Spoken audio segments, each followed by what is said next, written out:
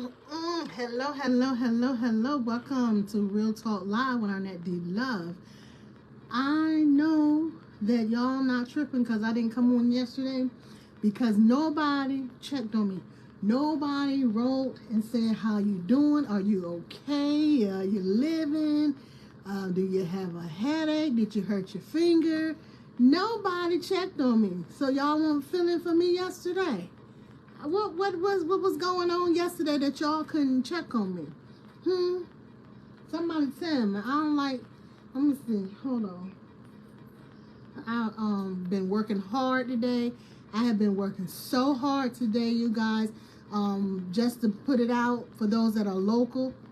I'm doing t-shirts, so I've been working on t-shirts and everything. If you need some kind of t-shirt, chat with me. I'll let you know if I can get you hooked up. If I can't, I will refer you to somebody that I know is awesome.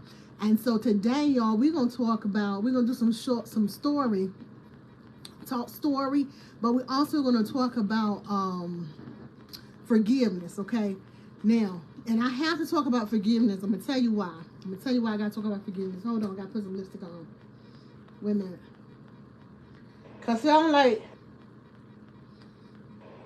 That's better. I need a little color to my lips.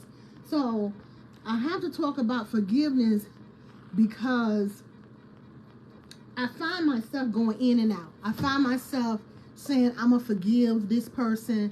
I'm going to forgive this person. I'm going to forgive this person. And then I turn around and don't do it. So, hey, Roy. So I turn around and don't do it. So what I have to do now is commit to actually forgiving. Okay. So what I'm going to do right now, at 11:26, no, it's 11:20. I'm sorry, glasses ain't working properly. But at 11:20 on September 4th, I am going to start a forgiveness campaign on this show. We are going to, and those of you who want to join me, feel free, but we are going to be accountable for forgiving, for our forgiveness. We're going to check with each other, make sure that we are doing what we supposed to be doing. We're not holding grudges. We're not waiting for people to apologize to us. We are going on a campaign for where we are going to free ourselves from non-forgiveness, okay? Everybody that want to join can join. Ooh, that thing is good. So, because what happens if we don't forgive, how can we expect to be forgiven? First of all, right? And then when we don't forgive, we just holding ourselves hostage. It's not on the person that has wronged us. It's on us. And for those who like to be biblical, the word tells us to go to our brother if our brother have offended us, to go to our brothers and talk to them.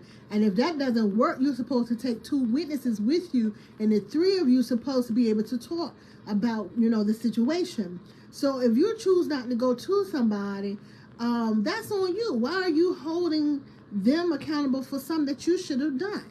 You holding grudges, you can't forgive, but you didn't do your part. So if you get to a point where you need to go to that person, go to that person. If not, just let it go. Just let it go. And I know the hardest thing to do is to forgive somebody who haven't asked you to forgive them. And I'm going to tell y'all, I know I've talked about this subject several times. I've talked about this on the radio. I repeatedly talk about this subject. And the reason why I do is because I have a problem forgiving. I have trouble forgiving people. I have to repent and pray about my unforgiveness. I have to ask God to forgive me for my unforgiveness. So I'm tired of it. I'm tired of going to him, asking him the same thing as if I'm not putting forth any effort. So now I'm making a conscious effort to forgive people, to let this stuff go, to keep moving, because I need all my blessings. Y'all just don't know. I'm an entrepreneur, just started a new segment to my clothing business, and I need some blessings. I need to be blessed, and I can't block my blessing because I won't forgive. I'm not going to do that. And so that's what we're going to do together. We're going to do it together. I'm going to ask you, have you forgiven today? Have you, held anybody hostage today, or have you forgiven them? That's what we're going to do to make sure that we are accountable for our actions, and because we have to free ourselves. And I want to make sure that I'm a part of your freedom, and I want to make sure that you are a part of my freedom. So let's start forgiving, okay? Now, I don't know who needs to hear this. I know I do.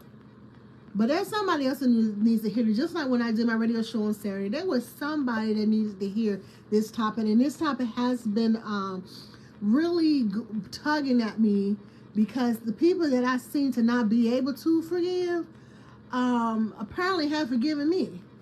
Because see, it's two sides to every story. You don't know what you've done to offend somebody else.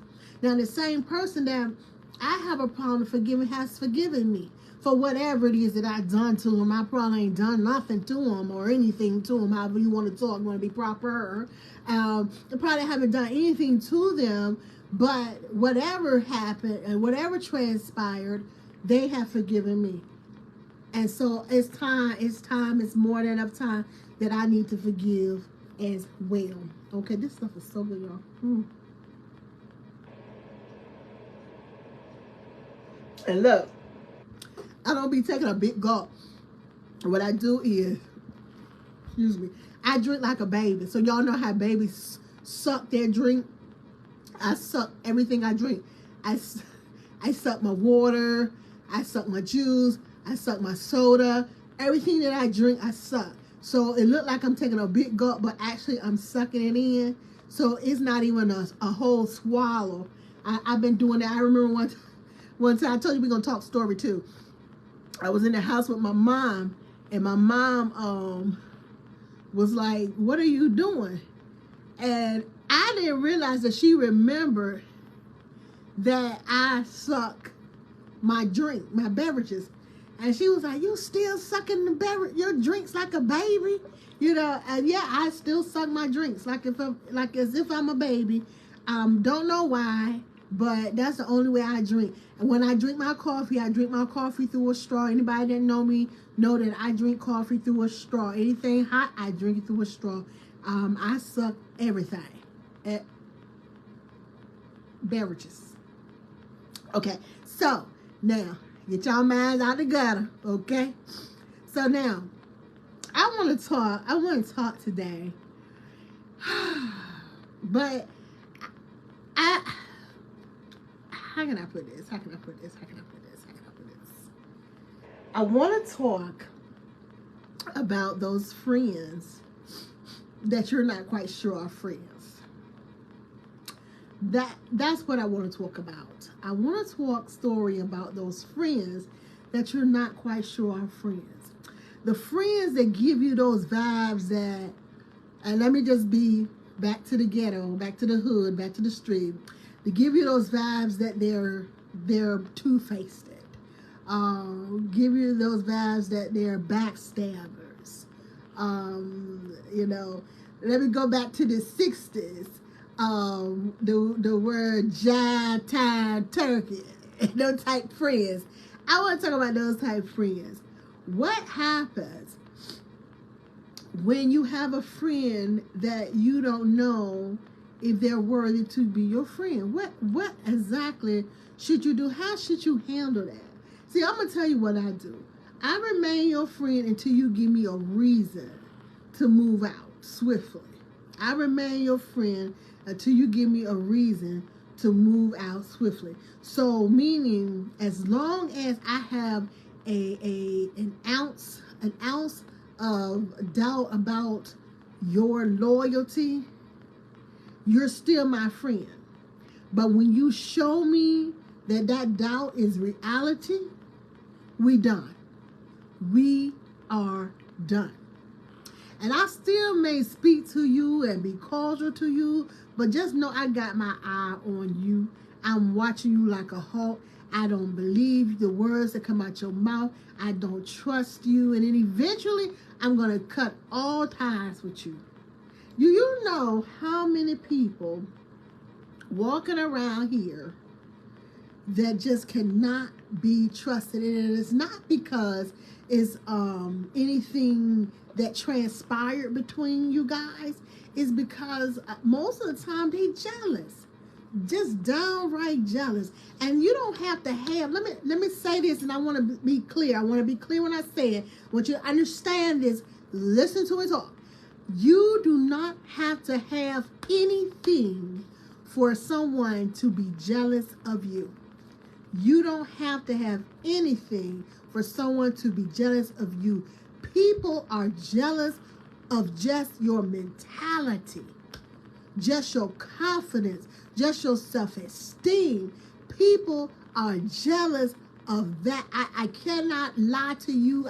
I know it sounds crazy, but you don't have to have anything that you feel is worth anything. But see, that positivity that you float around with, and that stuff that where you just suppress all that negativity, oh, that's something that to be valued. That's a value. And a lot of people that don't have that are sometimes jealous. You know, I see a lot of people, hold on, let me give a sip. Ooh.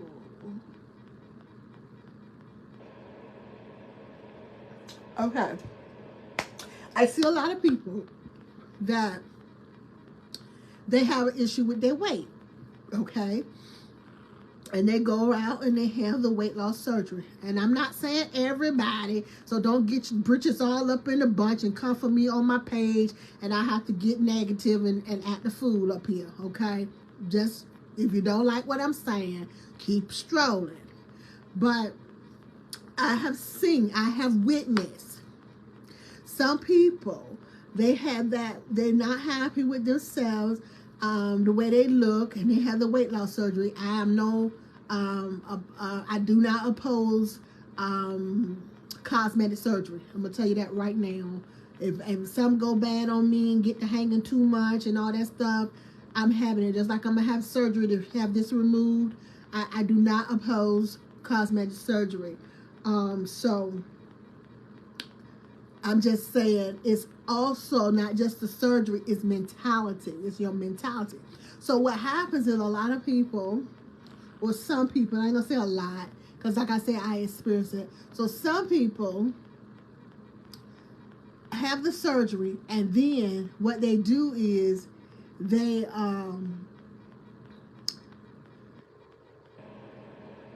feeling all good about themselves, but see, mentally they still haven't adapted to the fact that they're no longer obese, right? Because the thing wasn't that they were obese.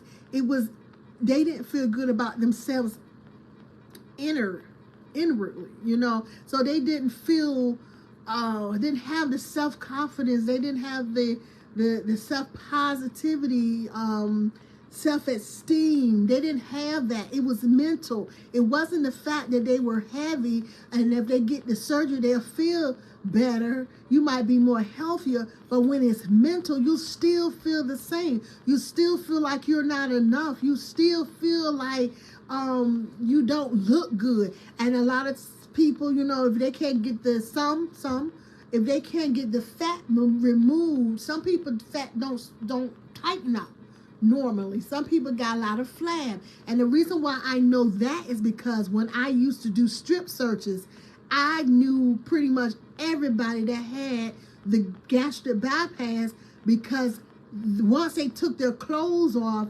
and I'm not saying all y'all got this, because I know some of you get the surgery, and I know some of your body tightens up on its own, but not everybody's, because I'm telling you, I saw so much flab from them gastric bypass surgery. I probably should I saw so many bodies, I should be broke forever. But the flab that was left from that surgery, right, has to do something to you mentally. When you take your clothes off around somebody, it has to do something to you mentally. So therefore you thought that getting the surgery was going to make you feel better, but you have to already feel good about yourself mentally. You have to already have that self-confidence, or you're going to have to switch with the surgery. You're gonna have to change.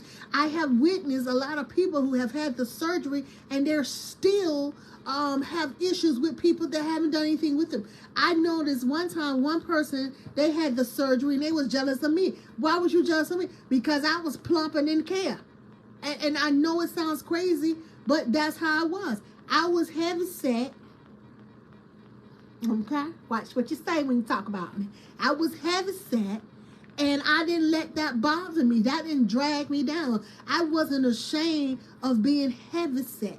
I wasn't feeling bad about myself, because I know that if I need to upgrade, I'll go start working out. I'll go to the pool. I'll start swimming. I'll start doing something to make myself feel better about myself. And because I was so positive, I put my clothes on, throw my head up in the air, and stick my chest out bad, and there's nothing you could do about it. I didn't feel bad because I didn't weigh 110 pounds. See, I remember when I wore 132 pounds, I wasn't everybody's cup of tea. All the men didn't like me, believe it or not. Even though I thought they did not like me. And so now that I'm no longer 132 pounds, we're going to reverse that. And so I know that I can't, I'm still not everybody's cup of tea, but I'm somebody's cup of tea, I'm somebody's cup of coffee and orange juice. And so now that I know that, I don't have a problem. It is what it is. I like me, I love me, and that's all that matters. And so because I had that positive attitude, people were still jealous of me, and skinny people too. And I'm just saying, for teaching purposes, you'll never be able to please everybody. So stop using yourself to try to please everybody. Please yourself.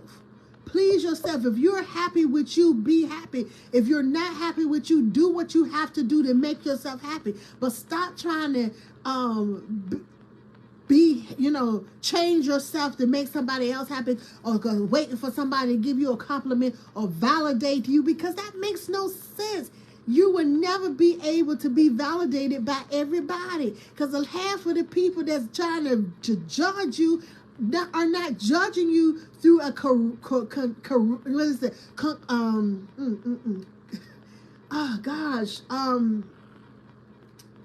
word on my tongue. They're not judging you properly. They're not judging you fairly, okay? It's not constructive criticism. That's the word I'm trying to get. They're not judging you that way. They're judging you from the flesh. They're judging you from an angle where it will make them feel better about themselves. That's why they're judging you. That's why they're judging you. Do you know people talk about each other because they're lacking something? They feel something that they're missing. And in order to make them feel like they're powerful, they will put other people down. And so the attention is on them because they done said something to bring somebody else down, and they feel like they are up now because they done put this person down. But the bottom line is, you still down. You still a piece of garbage. You still nothing. You still non-factor. You still a zero. Because that's how you feel. That's everything you've said about somebody else. That is what you still are, because you have not taken yourself to that level where you can compliment somebody over here and look at yourself and give yourself that same compliment. Let me tell y'all, don't play with me, because I'm going to say it. I shoot straight from the hip. My family are straight shooters. My grandma definitely was. God rest her soul. I love you, Rosa. I am not going to sit here and sugarcoat nothing for you. When you talk about people and you put people down and you try to make people feel low, you are a piece of garbage. I ain't going to take it back. I ain't going to take it back. What you saying, preacher? You a piece of garbage. I'll take it up with God when he's called me before the carpet.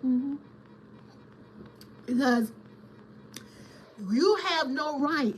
You have no right to try to drag somebody. You know what? We don't know what people be going through, and we always, and I say we, but really I'm talking about those of you who are guilty of this. I'm not talking about myself in this, because I don't really talk about folks. I might cuss you out, have to repent. I'm gonna tell you what I got to say to your face, but I'm not gonna go behind your back and talk about you. I will not say nothing behind your back that I won't say to your face. I will not smile and grin in your face if I know that you and I don't get along. I'm not gonna sugarcoat anything. You can feel when our demeanors don't vibe. You can feel when our spirits crash. You can feel that with me, because I don't play around. I don't, hold back. It's just how I was raised, and I wasn't taught to be fake with anybody. But my thing is, I can't respect a person that's always talking about somebody, that's always acting like they better. And I know that deep in your soul, deep in your heart, you are lacking that self-esteem. You are lacking that positivity. You are lacking that beautifulness that is within you. And I mean, it's deep, deep, deep in there. It needs to be pulled out. It needs to come out. Somebody needs to help you. And I can help you because I'm a life coach too. So we can talk about my fees for that as well. Okay. But what I'm saying is, it doesn't matter really how you look on the outside to someone else. That only matters to you. What matters is how you feel about yourself. How you feel about yourself.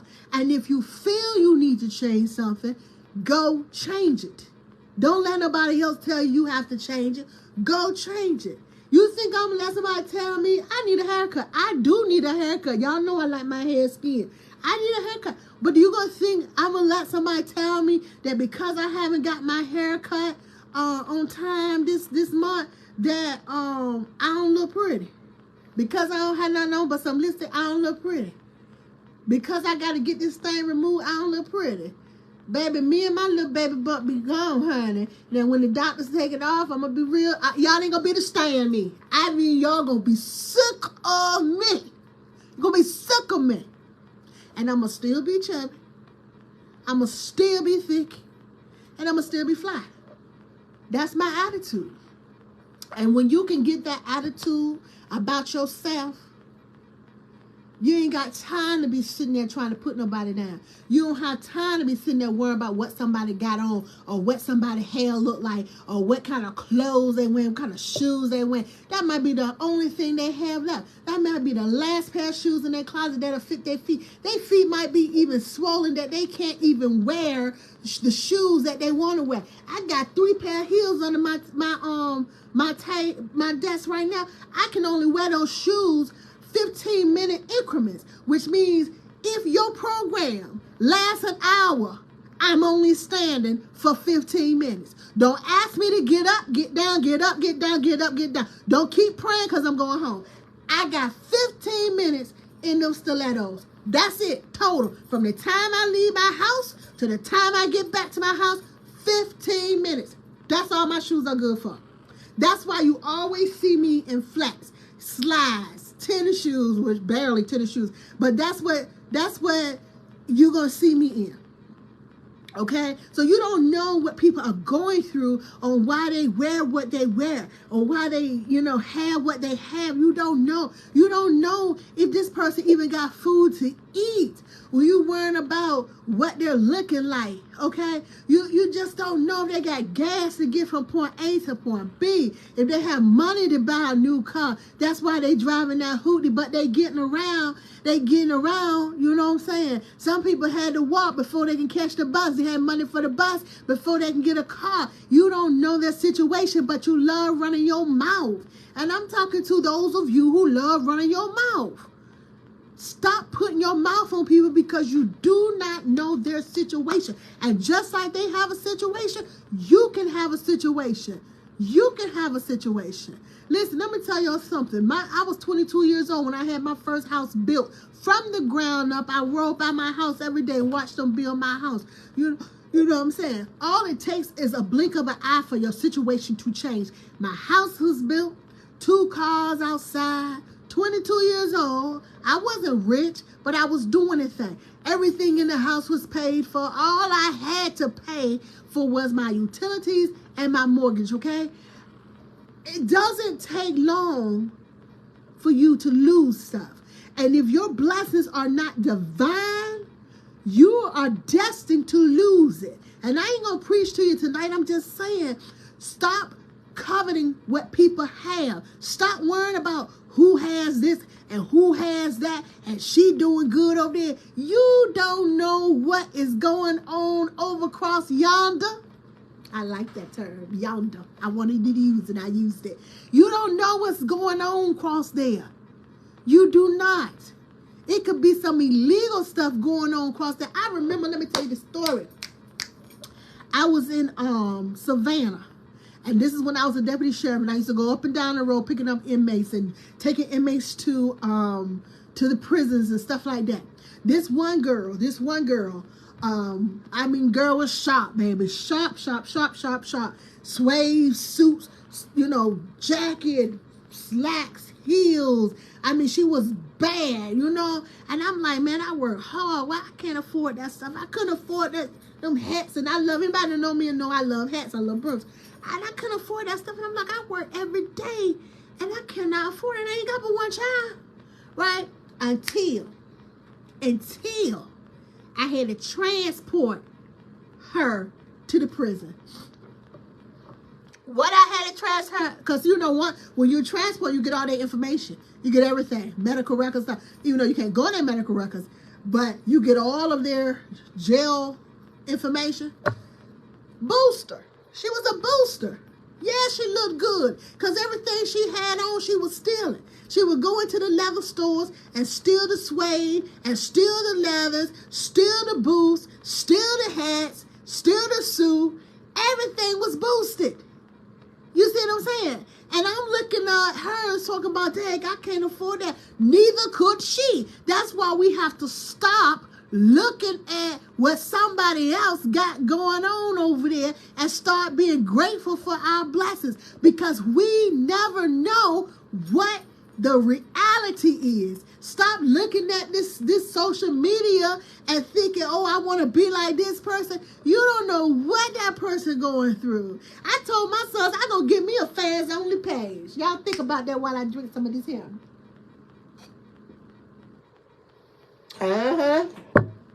I told my son, I said, I told the oldest, I said, I'm going to get me a fans only page. Really, I don't really know what I could do on a fans only page. I don't know what I could do to attract them to get my money. I don't know what I could do, But the oldest one called the youngest one. And my son's stupid. Okay, so the oldest one, now I love my babies, I'm just joking. The oldest one called the youngest one. The youngest one called me and was like, Mama, I only been in college for 2 days. Do I need to come home? You talking about a fans only page.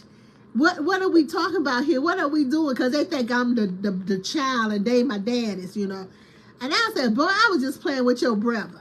But, I mean, we don't know what people are doing to produce this money. Because I heard they be doing some deep stuff on them what is it, fans only or only fans page or whatever it is. And that's how they be getting that money. And they be getting a lot of it money. But is it worth your dignity? I mean, is it? Is it? Because, see, I'm going to tell y'all something. I'm going to share a little secret with y'all. When I was younger and I had a bad body, when I was boom, boom, boom. I'm trying to see if I got any of them pictures around. I think I hid all the pictures from myself. But when I was, brick house for real, I had, first of all, I had the man ask me to model. I had the man ask me to do ebony. Remember with the Jack book had the bathing suit lady in it, for the month. He asked me to do that. That was 6, I had to do 6 bikinis, 2 pieces now. And I had to, do bikini changes. So I refused to do it because I didn't know this man. And I'm like, I'm be in your area. I got to do 6 bikini changes. Nope, not going to do it. I was asked to strip. And I was also asked to send pictures to Playboy. Right? Most of that would have made me some big money. Would have made me some buku money. I probably wouldn't be sitting here doing t-shirts. Right? But it was about, could I live with myself? Not whether or not somebody else could live with me or whether somebody else was going to judge me. It was, can I live with myself if I do that?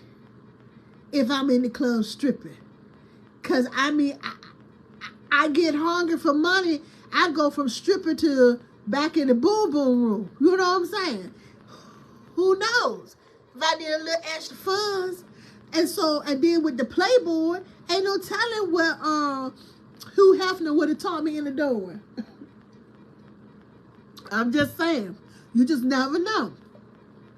And so what I decided that I was not going to do it because that was not something that I wanted to look back on when I got this age and say that I did. Now, being this age and being as positive as I am, I really don't think I would have been disappointed at all.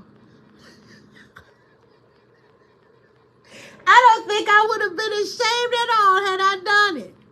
You know, because I have noticed that I'm not ashamed of anything that I've done except for when I didn't report that attempted sexual assault that happened to me. Everything else, I use it as a testimony. I use it as a teaching experience, you know, a teaching tool. But, you know, I don't regret it either. I don't regret my decision at the time. I'm glad that I was raised to where I made those type of decisions, you know what I'm saying? Because other parts of my life, I didn't make good decisions at all. I was not the best decision maker. Y'all, I'm going to be honest with you. I was not the best decision maker. And like from the time when I started in the 10th grade, when I got kicked off the honor society because I started liking the boys and stuff real good, I want no more good with guys. I want my brain just go to mush when it comes to men. I love them. I love them. Now, I ain't trying to knock nothing else. You know, you love who you love, but I'm telling you who I love. I love the men. And I didn't make really good decisions when it came to men because it was just something about them. I loved them. I ain't gonna lie. I loved them. I love them now, but this is the thing. I learned how to regulate that love. Learn that, and I ain't talking about lust, I'm talking about love. I learned how to regulate that attraction. I learned how to, you know, say, hey, this is not worth my time, but maybe this over here is. Maybe, you know, let me talk to him a little bit, see where he's coming from. And I've learned how to talk to them for months without even a kiss. I learned how to, you know, get into their heads as they try to get into mine and figure out what I like and what I don't like. This is a teaching lesson right here, a teaching moment for those of you young women that's going to watch this show. It's a teaching moment. I learned how to evaluate the situation so that I would know, was it worth my time? You know, but see, when I was younger, I just went on a notion, you know, just a whim and did whatever it is that I wanted to do, and I didn't make good decisions. And then also, I'm going to tell you something, you might not believe me, but it's hereditary too. Check out your family members. If you got a lot of family members that mess with a lot of men, that you know, just homongers, I ain't gonna lie, homongers, be careful because it's hereditary. It's something in you that tells you that that's okay. And I'm telling you, and y'all ain't gotta believe me, and I ain't no psychiatrist or nothing like that. I ain't no doctor. I just act like one. But it is something in you that tells you that what you're doing is okay. I'm telling you, you have to be mindful. My mother used to, she used to restrict me from certain things because of the history of my family, okay? So certain things my mother would restrict me of because she said that I was not going to be out here having all these children by different men, and I'm not, you know, and not get married and this and that. And my mother restricted me of a lot of stuff. She was very strict with me growing up. And even with her being strict with me growing up, I was still wow. So can you imagine that if my mother didn't give me any boundaries, I would have been out of control. out of control. And then I had a nerve to go into the military where there were men in every sect. I mean, thank you, Jesus. Every corner. They were everywhere, y'all. And when I tell you, when the woman came on the base, on the poles, you were new meat. Men were coming from everywhere because everybody wanted to see who the pretty girl is with the accent. They thought I was from the islands. My accent was thicker then. But they thought that, and it started when I was in basic. They thought I was from the islands. And everybody wanted to come see me thinking I'm from the islands. And I was just old country bunking from Portsmouth, you know. But this is what happened. And if you've ever been in the military, you know I'm not lying. Every man on that base go find that new girl. Every man on that base go find that new girl. And I'm not lying. I'm going to tell you, I had lunch dates lined up for days. I'm telling you. I wouldn't commit to nobody like talk about because I wanted every free meal I could get. No lie. Every day somebody was calling me, hey, Sarge, can I take you to lunch? Can I take you to lunch? Can I take you to lunch? Maybe Friday? Can you take me Friday? Because I had lunch lined up. I ain't got to lie to you. I wish I had some people that were stationed with me that time. The men wanted to take me to lunch all the time because I was pretty. And my goal was to get everything I can without giving up everything I can. I mean, that was my motto. And so, but my weakness was being spoiled by the men. Attention. And that was my weakness. And so I had to learn to control that. I had to learn to love me. And in my mind, I loved me to death back then. It was all about me. I loved me so much. But I didn't love me properly. I didn't love me properly because had I loved me properly, I would have made a decision and settled down with one. I would have not been engaged 2-3 times. I would have made a decision. I would have told my fiance that I can't marry you because I might not be faithful. Oh my God. Come on, somebody. I should have learned a long time ago, but I didn't. You learn when you learn, you know what I'm saying? I ain't knocking it. But now that I know what I know, I want to put it out for others so that if you're, doing this now at a young age, it gives you something to think about. Because in the end, you'll be sitting here thinking and waiting for the next best, and the next best don't come no more. And I'm going to tell you right now, ladies, when you get older, that next best slows down. It slows down, and it slows down to where you might have a sprinkle here and a sprinkle there, whereas you used to have them lined up, waiting to spin them cards. Now you got a sprinkle here, a sprinkle here. Sometimes the sprinkle be 10 to 15, 20 years older than you. And you be like, Lord, this sprinkle is all stale. But that's what it get. That's what happens. So stop playing while you're young. Stop playing while you're young. Do what you need to be doing. Join, get your husband, find you. Do right by him and move on in such manner. Stop playing. I played a lot. And even though I'm happy, even though I'm okay because I know what I did, so a lot of women don't realize why they're in a situation that they're in when they get older. But I accept my part in my life. I accept the responsibility of what I've done, growing up and the stuff that I didn't do properly. I accept that so I can be happy. And because I accept it, I chose to use it as a testimony. I chose to use it as a teaching tool. I want to enhance somebody else's life by using my life because I'm about to be over. I'm over 50 now, so I'm toddling the grave. I don't know which side where I'm going, but I know that I'm tilting, and I don't know when I'm gonna tilt. It might take me 50 more years to tilt all the way in, but while I'm tilting, I want to be teaching, and I want to make sure that somebody else don't do what I did, and that's to wait and wait and wait and wait.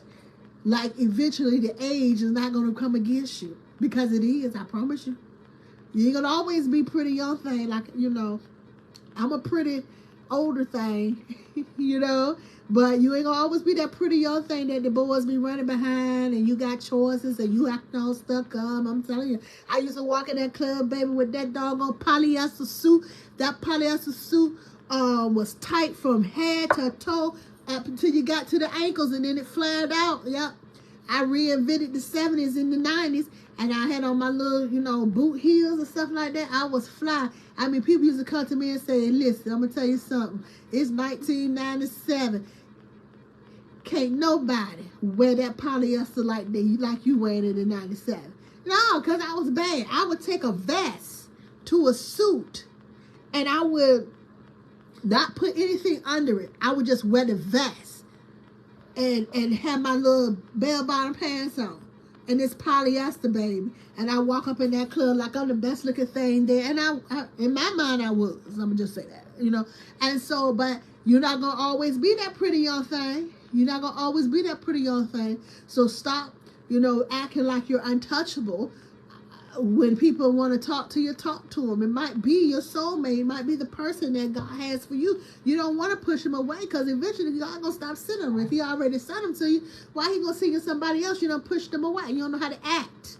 I didn't know how to act. Okay? I didn't know how to act. I thought I was too good. I thought I was too good. And I never thought I would be, you know, weighing over that 132 that I used to weigh. Or that 133. I never thought I was going to be over that. Y'all, I was so bad. Let me tell y'all something. And I'm being honest because y'all know me. I used to sing cadence, because if you know me, you know I can sing. So I'll be singing cadence. So we would run, oh, fat boy, oh, my right, run with me, right? I'm digging at people.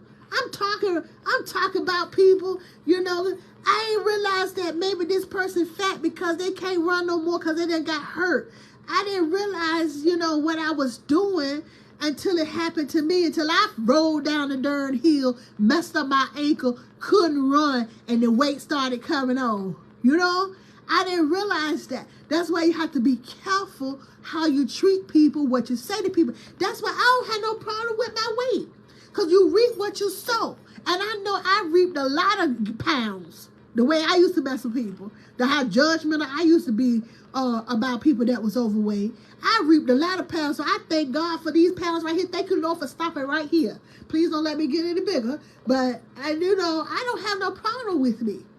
I have no problem because I know what I've done. I know what I've done. You know, and I ask God to forgive me. I can't ask those people to forgive me. I pray that, you know, they have forgiveness in their heart for people that have not asked for forgiveness, because I know I was terrible when I was in the military, because I thought that I was God's gift to men. I thought that I was the answer to everything. I thought I was fine. I was pretty, had pretty hair. I was a black chocolate girl with pretty hair. And I just thought I was, you know, the thing. I did. My mind was blown. Blown. And if I knew what I knew now, I would have never acted that way. Ever. But I was young, dumb, spoiled, and dumb again. You know what I'm saying?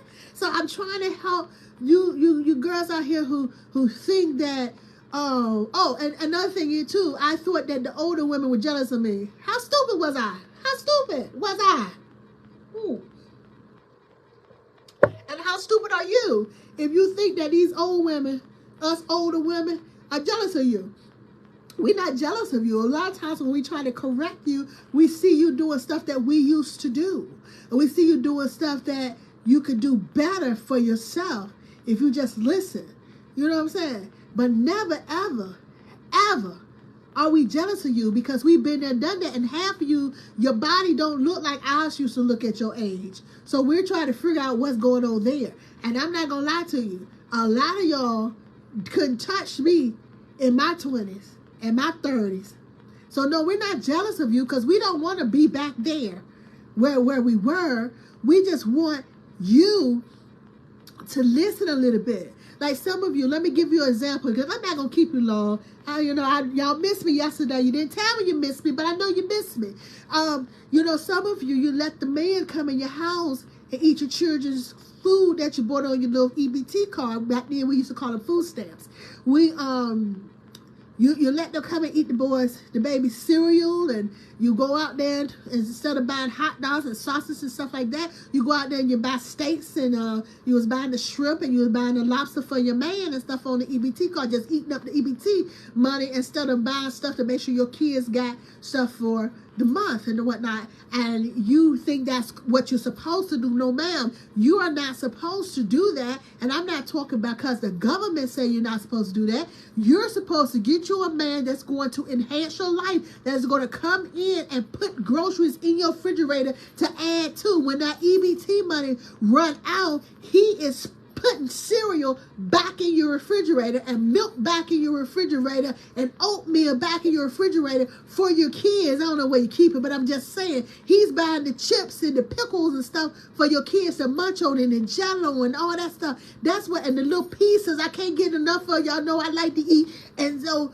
you instead of him taking out of your refrigerator, he's supposed to be put in your refrigerator. And that's why where we come in as elder women, older women, big sisters and aunties, to tell you that this is what's supposed to be happening. And yes, it's reality. And yes, it has happened before, because it's happened to me. I've had men come and fill my refrigerator up, not pull out my refrigerator. Men come ask me will I cook for them and bring the food, the pots and the pans and the seasoning. I'm not telling you what I think. I'm telling you what I experience. And if you just put your foot down and have a standard of living when it comes to a man, you can get that too.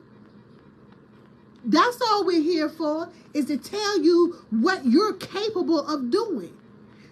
I mean, a lot of times you're already letting them live with you. So you're letting him live with you. He's eating up your food. He's not paying any bills. And you go stand around there and talk crap in your mouth, in your house. Yeah, y'all know what I mean. Talk crap in your house like he is the king. And you go call him king. Because that is what society's teaching you.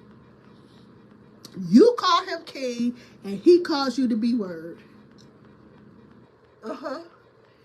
Listen to these aunties. Listen to me. Listen to Aunt Love. Listen to Aunt Love. That is not cute. Just because you hear them on the radio and you hear them here and there and on social media calling these women the B word, that is not cute. I'm going to tell you something. A man, if he described another woman as a B, I would, maybe correct him and stuff. But if my man ever describe me as a B or call me a B, I promise you that would be the last time he's in my presence. The last time. But, excuse me, my mama didn't have none of those. My mama didn't have those. Okay?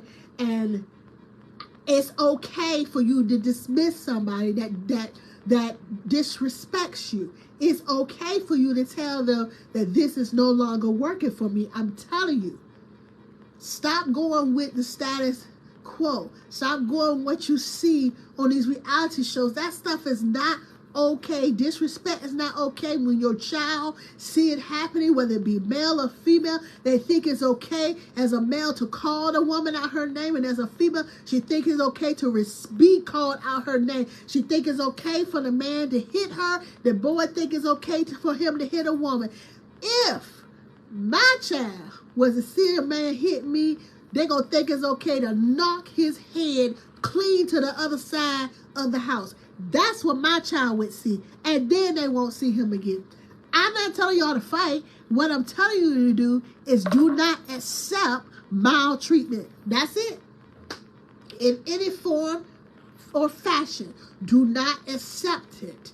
You don't have to accept it.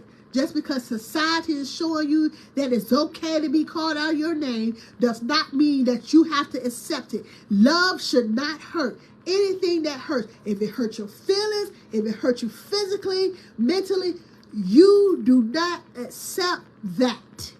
Get out of it at the initial point. Don't stay there to where you can't leave. Get out at the initial point. It's not cute. It's not cute that somebody want to know your every whereabout, but yet don't want to tell you theirs. That's a controlling tool. Do not be controlled. Do not be manipulated. Okay? Be careful. That's what you be. Be careful. Okay? I have talked to too many women about this. I have seen women with knots on their head from way out here like this, look like a dang old unicorn.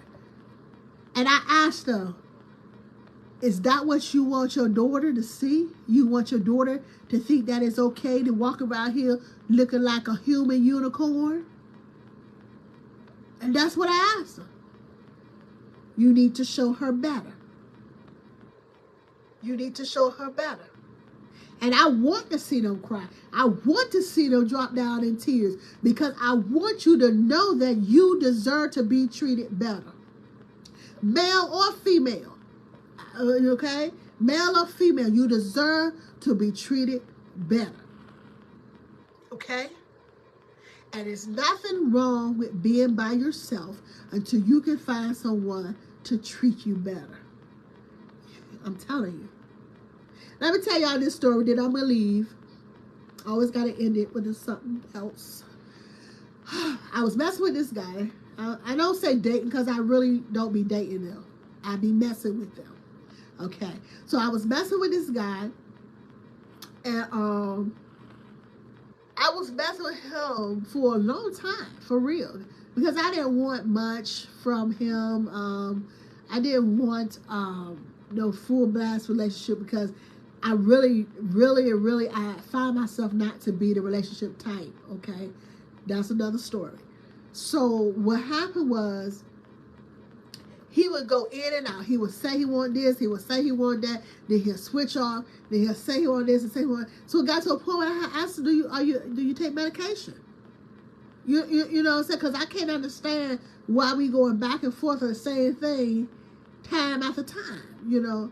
And so at some point, guess what? I just left him alone. I dropped. I told him, I don't want to see you no more. He still can't understand, I don't want to see you no more. It's been 6 years. I'm still telling him, I don't want to see you no more. 6 years. This thing still talking about, I miss you. Okay.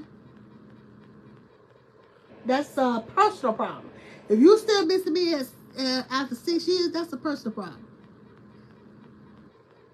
Let your yays be yays and days be days. What you say, mean what you say, and move on, okay? Listen, God loves you. I love you. Make sure you love yourself, that you go on and properly love someone else. So we shall meet again. May you be continuously blessed. Be safe. Take care of yourself. Take care of your family. You take care.